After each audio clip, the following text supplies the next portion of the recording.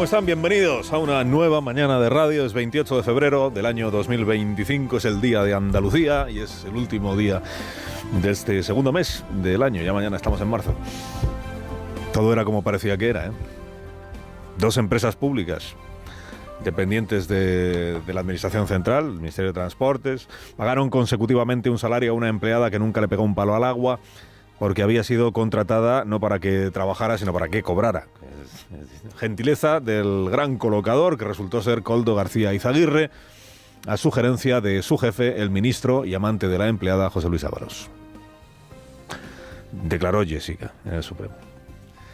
Y habrá que agradecerle la franqueza porque confirmó ante un juez que no solo no dedicó un minuto de su tiempo a cumplir con el trabajo que en teoría desempeñaba y por el que cobraba en esa empresa pública, es que ni siquiera supo dónde estaba físicamente el lugar en el que tenía que desempeñar ese trabajo. O sea, esto de no poder ubicar la oficina a la que uno o una está adscrito o adscrita empieza a ser una epidemia en España. ¿Dónde está la oficina en la que usted está contratado? Pues no sé. Habrá que agradecerle a Jessica su franqueza y habrá que censurarle también que le pagásemos un sueldo entre todos y ella lo disfrutara a sabiendas de que no debería haber cobrado un euro porque no trabajó. Era un empleo fake, diríamos. Un empleo fake, pero verdaderamente pagado. Ella alega que nunca supo que Ineco y Traxatec eran empresas públicas. Entiendo que ni siquiera preguntó quién la estaba contratando, ¿para qué? Si te dicen que no tienes que hacer nada. Solo tienes que firmar el contrato y disfrutar cuando te ingresen la nómina a final de mes, pues ¿para qué vas a preguntar? Bueno, ahí tiene, por cierto, el ministro Óscar Puente otra indagación interna de esas que a él le gustan, ¿no? ¿Cuántos empleados más de empresas públicas dependientes del Ministerio de Transportes cobran sin aparecer jamás por la oficina? Ministro, póngase a la tarea, no vaya a haber más absentismo del que usted cree. Bueno, todo era como parecía. Jessica volaba como acompañante privada de José Luis Ábalos en viajes oficiales, porque el tiempo libre al final pues lo tienes que ocupar en algo, ¿no? Si no tienes que ir a trabajar. Y tampoco le costaba un euro lo de volar y lo de alojarse en hoteles, porque de los billetes y de los hoteles, nos lo dijo él aquí, se ocupaba Ábalos. Yo, pero a mi cargo. Yo.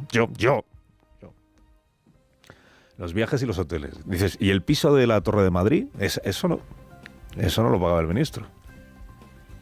O sea, según la versión de Jessica ayer, es Ábalos quien anima a Jessica a emanciparse, porque ella vivía en un piso compartido con otras personas. Ella escoge, dice, elige el que a ti te guste, pues escoge un piso que sale por 2.700 euros mensuales en la Torre de Madrid. Dice, elegí este porque está cerca de la universidad en la que yo estudio, a la vez que tengo un trabajo al que no voy, y cerca del trabajo de mi novio, que es José Luis Ábalos, en la sede de Ferraz. Dice, pero el ministro no trabajaba en el Ministerio de Transportes. ¿Qué más da que estuviera cerca de Ferraz? Ábalos se supone que estaba en el ministerio, no en Ferraz. Bueno, estaba cerca de Ferraz y cerca de... Ella elige el piso en la Torre de Madrid, 2.700 euros al mes. Pero no pagan los 2.700 euros ni ella, que es quien ocupa el piso, ni él, que es el que le ha dado la idea, el novio, ¿no? Y esto sí que es la parte más delicada, más rara, digamos. O sea, la contundencia con la que el exministro Ábalos dijo aquí que los vuelos los pagaba él... Yo, pues no existe cuando se le pregunta por el piso. El piso no lo pagaba él.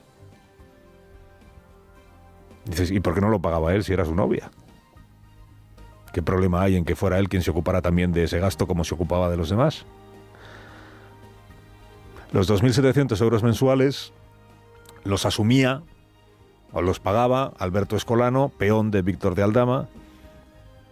Ya le había dicho Koldo a Jessica que cualquier problema tú, Alberto Escolano. La nevera no enfría, Alberto, con Alberto. Dijo Jessica, yo al principio pensaba que este Alberto era un empleado de la inmobiliaria. Pero no, era un peón de Aldama y se ocupaba del pago. Aquí es donde la hermosa historia de amor entre el ministro y la estudiante a gastos pagados se convierte en un indicio de un caso de corrupción. Porque lo otro, lo del enchufismo, digamos, pues en efecto el enchufismo es un abuso de poder propio de caraduras. Pero que empresarios interesados en que les adjudiquen contratos de una administración pública, por ejemplo el Ministerio de Transportes, le paguen el piso a la amante del ministro de Transportes precisamente por ser su amante, eso ya, todo presuntamente, eso ya sí es más grave. Porque eso ya lo mismo puede considerarse una forma de tener contento al ministro y a la vez ocupar que es él quien anda en tratos con esta joven, como una forma de evitarle al ministro un gasto asumiéndolo esos empresarios. Que viene a ser como si se lo estuvieran abonando a él. Para que el ministro no tenga que pagar 2.700 euros mensuales, los asumimos los empresarios que estamos intentando corromperle. No sé si usted me sigue. Esta es la sospecha. Esta es la sospecha. Hasta ahora la versión de Koldo, la versión de Ábalos. Bueno, Ábalos dice, de esto del piso se ocupó Koldo. Yo de esto no sé nada. Se ve que nunca le preguntó a Jessica quién pagaba la letra, el alquiler del piso, ¿no? Y Koldo dijo, no, es porque era amiga mía. Y ella dice, no, a mí lo que me dijeron es que este señor, que era el que tenía el piso, el tal Escolano, pues no le importaba que yo lo utilizara, ¿no? Contó también que la relación con Ábalos termina a final de 2019, pero que ella sigue ocupando el piso hasta el 2022. Bueno, como el juez se limita a investigar aquí la corrupción, no los devaneos sexoamorosos de los imputados, faltaría más. Y por eso el juez pues no preguntó por el famoso correo en el que supuestamente Jessica le reprochaba a Ábalos que no estuviera cumpliendo con los ingresos apalabrados de P.A.P. Porque es de papá a papá. De papá a papá. Es que lo hice yo. ¿Que lo hizo usted el correo? Sí. ¿Es usted mismo el que lo ha escrito? Soy yo el creador. Soy yo el que dejó el ordenador encendido con eso en la pantalla. Sobre esto, pues no hubo preguntas ayer porque no es objeto de la investigación. Pero bueno, que todo era como parecía, ¿no? En lo que se refiere a Jessica.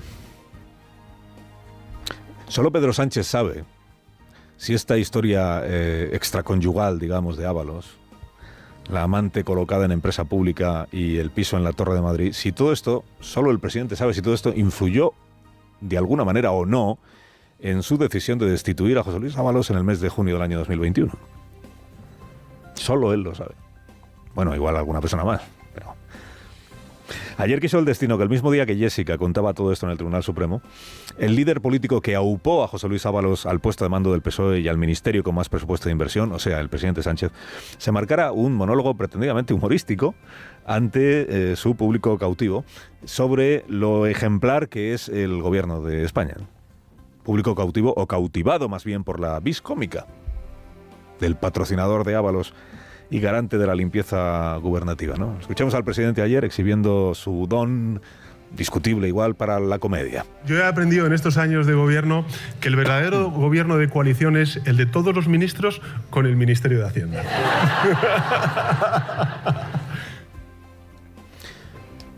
Los cómicos profesionales recomiendan, presidente, no reírse uno de sus propios chistes.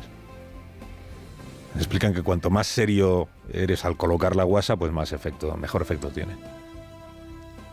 Lo peor del presidente bromista de ayer no es que le haya copiado 20 años después a Pedro Solbes la descripción que Pedro Solbes hacía ya sobre el gobierno como una coalición entre el ministro de Economía y Hacienda y todos los demás ministros. Los gobiernos siempre son de coalición. Por una parte están todos los ministros y por otra parte está el ministro de Economía solo. Solbes lo decía en serio. Solbes lo decía en serio, doliéndose de sus dificultades para sacar adelante el criterio ortodoxo del ministro de Economía y Hacienda debido a la ductilidad que tenía Zapatero para meterse en gastos. Solbes lo decía en serio, Sánchez no. Sánchez lo dice para quitarle hierro a la gresca permanente que tienen los ministros socialistas y los de Sumar sobre el salario mínimo, el IRPF, el impuesto a las energéticas, el presupuesto de defensa, la prestación universal por crianza y tantas otras cosas. Digo, lo peor no es el plagio del presidente. El plagio del chiste no requiere turnitín. Lo peor es que se tome como un chiste que su vicepresidenta primera, la señora Montero, tenga a 12 de los 15 gobiernos autonómicos del régimen común levantados en armas contra su desidia a la hora de actualizar el modelo de financiación. Y su utilización, la de la ministra del Ministerio, como herramienta de combate contra los gobiernos autonómicos. Pero bueno, que siga la fiesta. Tenemos una gran ministra de Hacienda que hace cosas tan fantásticas como que, bueno, pues le dice a las comunidades autónomas, oye, que te quito algo de la deuda, y las del PP te dicen que no.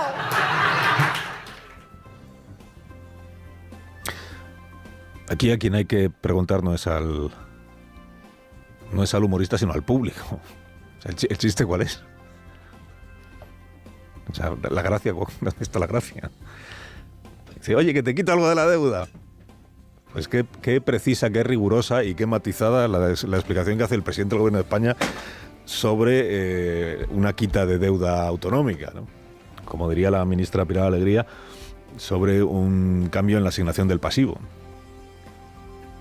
Qué precisión, qué rigor en esta trascendental decisión que ha tomado su gobierno 7 años después de llegar al cargo, que es lo de la deuda autónoma. Oye, que te quito algo de la deuda. Dice, para ponérsela aquí en presidente, que esta es la cuestión. Y luego que si el rigor, que si la desinformación y que si las medias verdades. Que Carlos Mazón no remonta, pues es una obviedad. Por sus cambios de versión, por su falta de precisión sobre qué hacía y dónde en cada momento el 29 de octubre y sobre todo por su falta de diligencia a la hora de advertir la dimensión de la tragedia que fue la riada y anteponer la necesidad de recursos inmediatos al celo por preservar sus propias competencias. Pero hoy son otros quienes están en situación apurada por haber afirmado que el señor Mazón estaba en el CECOPI antes de la hora que él dijo anteayer. El gobierno valenciano ayer difundió la imagen captada por la cámara que hay en la puerta del CECOPI en el momento en el que llega y entra Carlos Mazón. Y en la captura de la cámara pues pone la hora, 8 y 28 minutos de la tarde. O sea, 17 minutos después de que se enviara el famoso SMS con la, perfectamente inútil, con la alerta a la población, SMS sobre la presa de la Forata y no sobre el Barranco del Pollo. Bueno, ayer difundió este documento gráfico del gobierno valenciano para desmentir a quienes están manteniendo que Mazón fue visto allí mucho antes de las 8 y 28.